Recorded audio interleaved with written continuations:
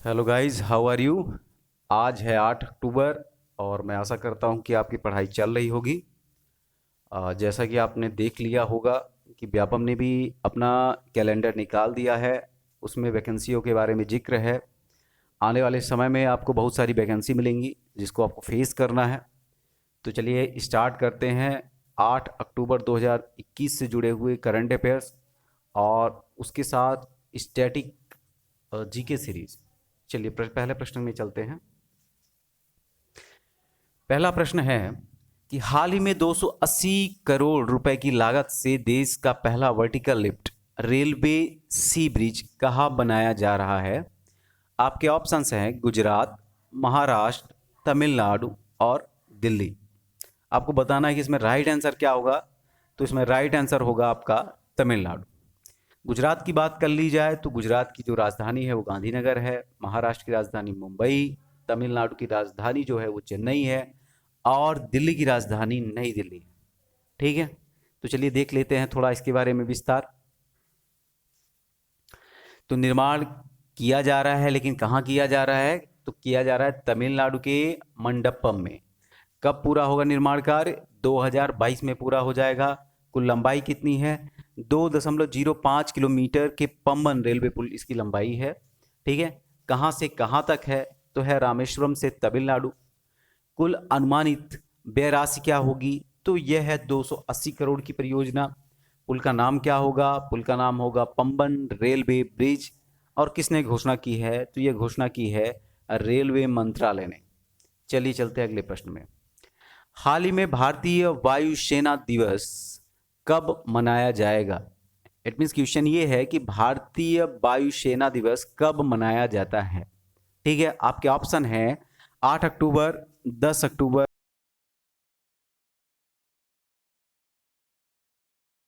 तो इसका सही ऑप्शन है 8 अक्टूबर। थोड़ा सा विस्तार देख ले। भारतीय वायुसेना की स्थापना 8 अक्टूबर 1932। पूरा नाम इसका क्या है? जो पहले इससे जाना जाता था तो इसका पूर्व नाम है रॉयल इंडियन एयरफोर्स। भारतीय वायुसेना अपने वर्तमान रूप में कब आती है? तो भारतीय वायुसेना अपने वर्तमान स्वरूप में सन 1950 से आती है। ठीक है, इंडियन एयरफोर्स के थ्रू। मुख्यालय कहाँ है? नई दिल्ली में है। भारतीय वायुसेना के कमांडर इन चीफ कौन होते हैं? तो होते हैं राष्ट्रपति। और वायुसेनाध्यक्ष जो होते हैं वो कहलाते हैं एयर चीफ मार्शल। ठीक है, वर्तमान में राष्ट्रपति जो हैं कोविंद जी हैं। चलिए आगे। हाल ही में साहित्य का नोबेल पुरस्कार 2021 के लिए किसे नामित किया गया है? ऑप्शन है Abdulrazak Gurnah, Jennifer Doudna, David MacMillan. इनमें से कोई नहीं। आपको बताना है कि राइट आंसर क्या है। ध्यान दीजिएगा कि ये बात कर रहा है नोबेल पुरस्कार 2021 साहित्य विधा के लिए। तो आपका उत्तर हो जाएगा अब्दुल रजाक गुरनाह। चलिए अगले प्रश्न में चलते हैं। उससे पहले थोड़ा सा इसका विस्तार देख ले। तो किसे नामित किया गया है? नामित किया गया है अब्दुल रज्जाक गुरनाह। कहाँ से बिलोंग करते हैं ये बिलोंग करते हैं तंजानिया से। क्यों नामित किया गया है? तो उपनिवेशवाद के प्रभावों और संस्कृतियों व महाद्वीपों के बीच खाई में शरणार्थियों की स्थिति के करुणामय चित्रण के लिए। इनका प्रमुख विषय क्या रहा? शरणार्थियों की समस्या। पहली चर्चित पुस्तक कौन सी थी इनकी? तो उसका नाम था पैराडाइज।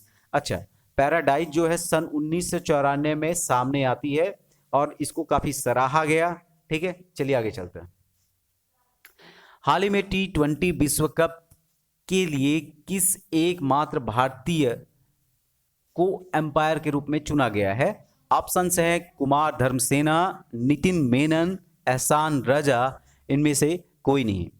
आपको पता है कि T20 जो खेल होता है वो संबंधित है क्रिकेट से। और क्रिकेट जो है इंग्लैंड में जन्मा। ठीक है, उसके बाद ये बाकी देशों के बीच में गया। और आप ये भी जानते होंगे कि जिन देशों में ब्रिटिश का राज रहा है अमूमन देखा जाता है कि उन देशों में क्रिकेट को बहुत ज़्यादा लोकप्रियता मिली है। चलिए आ जाते हैं प्रश्न में फिर से। तो आपको ये बताना है कि इस भारतीय को एम्पायर चुना गया है। तो राइट आंसर हो जाएगा नितिन मेनन।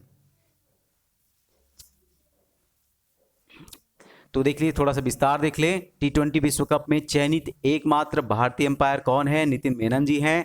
कहाँ खेला जाएगा? UAE ओमान में खेला जाएगा।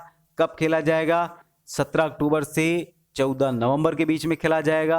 अब बहुत सारे खेल प्रेमी इस बीच में खेल में डूब जाएंगे, तो आपको मैं बता देना चाहता हूं कि इसी के बाद से हो सकता है आपको MP पुलिस और अन्य वैकेंसियों को में शामिल होने का मौका मिले। तो इतना ज़्यादा खेल में मत डूबिएगा, अपनी पढ़ाई जारी रखिएगा।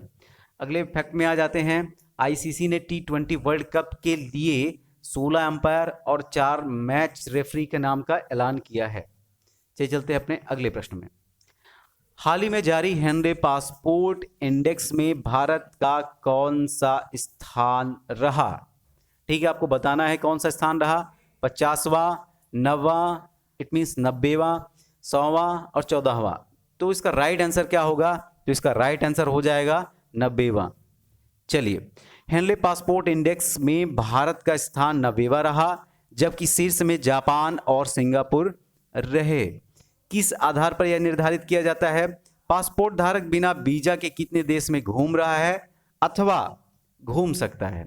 किसने जारी की सूची? तो इंटरनेशनल एयर ट्रांसपोर्ट एसोसिएशन, जिसका संक्षिप्त में रूप जो है IATA है, उसके द्वारा यह सूची जारी की गई है। चलिए चलते हैं अगले प्रश्न में चलते हैं कि हाल ही में WHO ने RTS SAS01 नामक वैक्सीन का प्रयोग करने की मंजूरी दे दी है। इसका संबंध किस रोग से है? आपके ऑप्शन है dengue, Covid, malaria, black fungus. तो भाई मलेरिया, ठीक है। आपको पता होगा कोविड की समस्या भी वर्तमान में चालू ही है, ठीक है, और गवर्नमेंट के द्वारा इसकी सेफ्टी के उपाय भी किए जा रहे हैं। यह हमारा भी फर्ज है कि हम जो गवर्नमेंट के द्वारा रूल्स रेगुलेशन दिशा निर्देश जारी किए जाते हैं तो उसका हम पालन करें, ठीक है। चलिए अगले प्रश्न में चलते हैं। हाल ही में भारत सरकार की किस योजना के जरिए आयुष्मान भारत के तहत अब ट्रांसजेंडरों को भी मेडिकल कवर मिल सकेगा? ऑप्शन है निरोग्य भारत, स्माइल, मित्र, इनमें से कोई नहीं। आपको बताना है इसका राइट आंसर क्या है। तो इसका राइट आंसर है स्माइल परियोजना है, ठीक है। तो स्माइल योजना के तहत आयुष्मान भारत के जरिए मेडिकल कवर के अतिरिक्त लाभ, सेक्शन जैसे ऑपरेशन के लिए भी बीमा मिल सकेगा। और इसकी शुरुआत कब होगी? इसकी शुरुआत होगी 1 नवंबर से, ठीक है। हाल ही में वर्ल्ड फाइनेंशियल प्लानिंग डे कब मनाया गया? ऑप्शन है 7 अक्टूबर, 6 अक्टूबर, 5 अक्टूबर, 3 अक्टूबर। तो राइट आंसर होगा 6 अक्टूबर को। तो वर्ल्ड फाइनेंशियल प्लानिंग डे कब मनाया गया?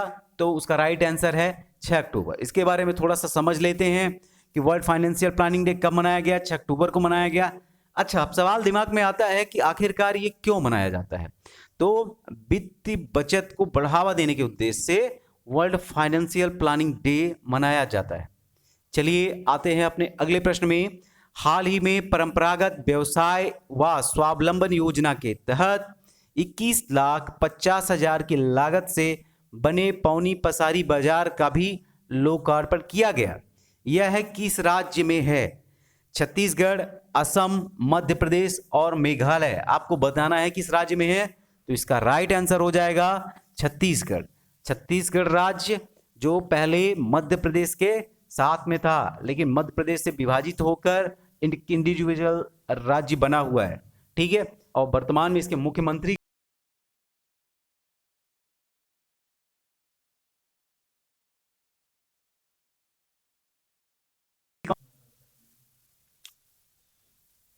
देखिए, छत्तीसगढ़ के बारे में थोड़ा देख लें तो इसका गठन कब हुआ? 1 नवंबर 2000 को हुआ। जैसा कि मैंने बताया कि मध्य प्रदेश से अलग होकर बना था। इसकी राजधानी क्या है? तो इसकी राजधानी है रायपुर, ठीक है। और घनत्व की बात कर ले 189 किलोमीटर वर्ग किलोमीटर क्षेत्रफल है इसका, ठीक है। जिले कितने हैं? तो 28 हैं। राजभाषा की बात कर ले तो हिंदी और छत्तीसगढ़ी है। राज्यपाल की अगर बात की जाए तो अनुसुईया उइके जी हैं। मुख्यमंत्री आपको हमने बता दिया भूपेश बघेल जी हैं। विधानसभा सीटों की बात कर ली जाए तो 90 सीटें हैं इसमें। राज्यसभा सीटों की बात कर ली जाए तो 5 सीटें और लोकसभा सीटों की बात कर ली जाए तो 11 सीटें, ठीक है। इसका उच्च न्यायालय कहाँ है? तो छत्तीसगढ़ का उच्च न्यायालय जो है बिलासपुर में। चलिए आगे चलते हैं। देखिए ये रहे आज के हमारे करंट अफेयर और उससे जुड़े हुए क्वेश्चन। ठीक है, आपको कुछ प्रश्न दिए जा रहे हैं एज अ वर्क, जिसे आप अगर बात करते स्कूल के लैंग्वेज में बात करना चाहोगे तो उसे एज अ होमवर्क कहेंगे।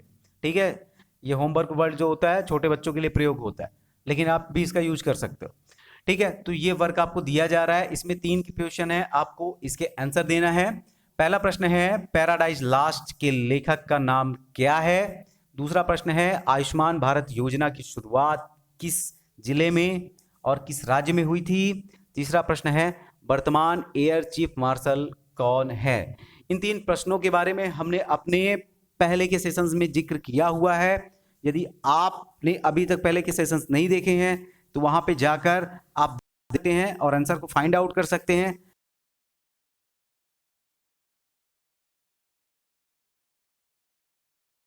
हमारा प्रयास रहता है कि हर सेशन के लास्ट में कुछ प्रश्न दें, जिससे आपकी एक्टिविटी कि आप कितने ज्यादा एक्टिव हुए ये सारी चीजें क्लियर हो सके।